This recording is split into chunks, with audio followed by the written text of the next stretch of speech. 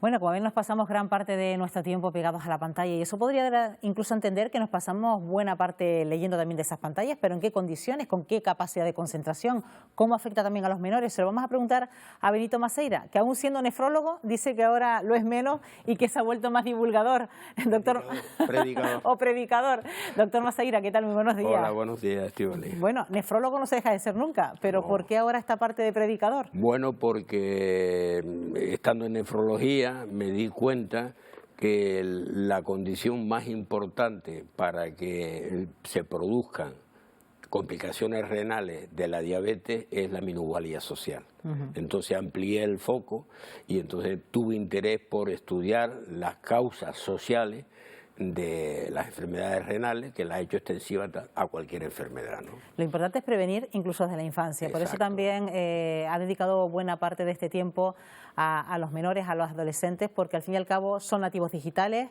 Es verdad que las tecnologías son positivas en determinados casos, pero ¿cómo influyen en el aprendizaje de la lectura? ¿Qué es lo que a usted le preocupa? Claro, bueno, influyen en el sentido de que las mentes de los niños son como hoy día en el entorno de la lectura digital, multimedia, son mentes que se ha venido a llamar mentes saltamontes. Es decir, es tal el grado de información, la sobrecarga informativa que reciben los críos, sin librar a los adultos pasa igual, que de alguna manera están como, digamos, cogiendo moscas, ¿verdad? Reciben una información masiva, discontinua, de temas tan diferentes que compiten por capturar la atención de los críos, que en realidad no tienen capacidad de profundizar. Es más, es decir, al final es una lectura superficial, ¿no? Absolutamente superficial. La lectura profunda empatiza, es decir, cuando uno lee con tranquilidad, vive lo que se está leyendo, lo que los personajes dicen o hacen.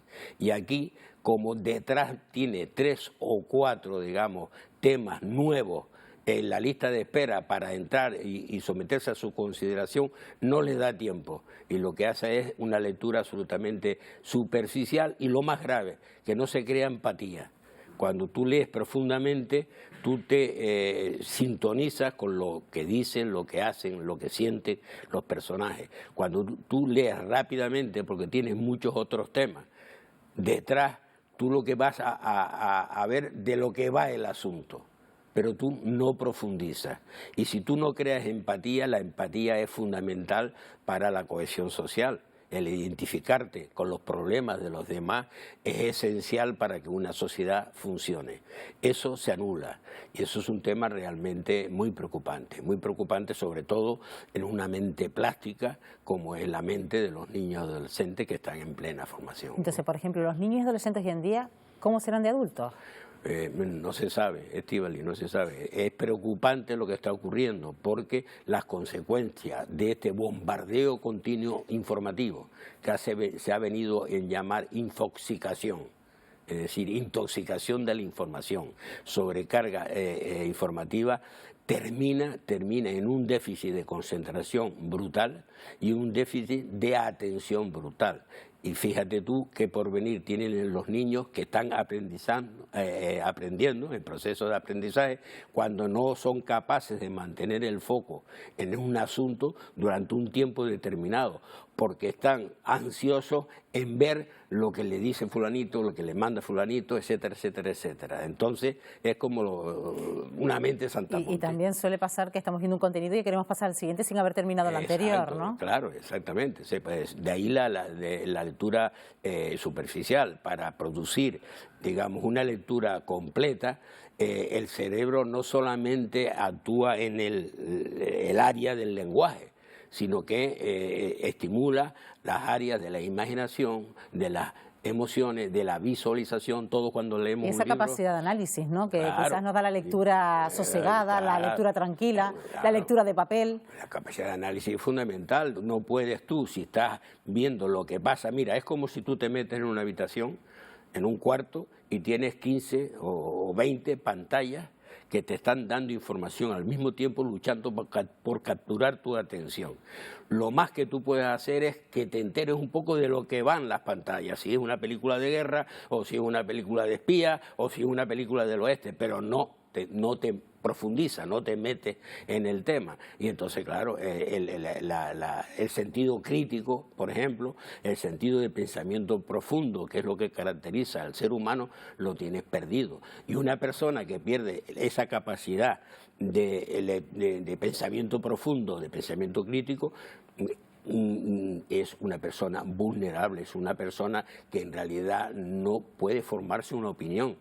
Y fíjate tú lo que supone una masa de población acrítica, una masa que puede manejarla perfectamente. Que puede ser manipulable. Manipulable, alienada. Alienada y doctor Maceira, hablamos de jóvenes, de niños, que cuando llegue un texto pues contundente a sus manos no podrán, o que sea muy denso, no podrán seguir el hilo argumental de ese libro, claro, ¿no? Porque han perdido esa capacidad de concentración, esa capacidad de comprensión, incluso esa capacidad de análisis que hemos dicho, exacto, ¿no? Exacto, está ocurriendo en las pruebas estas europeas, ¿cómo se llaman? La prueba esta que se hace periódicamente a los críos. La que se hace con la... Bueno, con el informe PISA y todo eso. El informe PISA, a medida que pasa, a veces nos trabamos, ¿verdad? A medida que ha estado pasando el tiempo, a medida que, digamos, la lectura superficial de pantalleo rápido se está imponiendo a la lectura profunda, una de las pruebas del informe PISA, que es la lectura, el comentario de un texto, se está deteriorando gravemente. Es un problema trascendente, es un problema importante. También hemos escuchado decir cómo incluso los propios creadores de las nuevas tecnologías no le dan las nuevas tecnologías a sus hijos. Bueno, eso es una prueba, es la prueba del 9, es decir, si los creadores de todos estos medios multimedia de Internet, etcétera, etcétera, es decir, los técnicos de Silicon Valley, ¿verdad?, no llevan a sus hijos a unas escuelas donde esas técnicas que ellos han inventado se usen, quiere decir que ellos son muy conscientes de las consecuencias negativas que tiene el introducir esos medios que ellos han inventado en sus hijos.